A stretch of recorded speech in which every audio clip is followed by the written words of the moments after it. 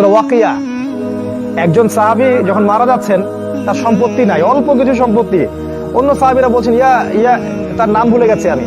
তাকে ডেকে বললেন, হে অমুক, তুমি কি মেয়েদের জন্য কিছু রেখে যাবে না? তোমার মেয়েগুলোর ব্যাপারে তোমার দুশ্চিন্তা হচ্ছে না?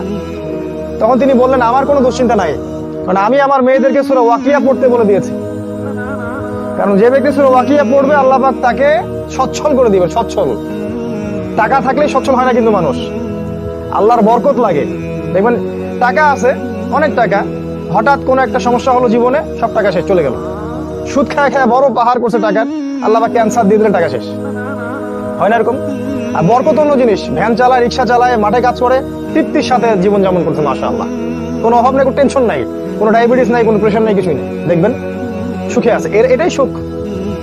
আমরা বলি এটাই সুখ। আমাদের নবীজি এরকম লাইফ লিড করতেন।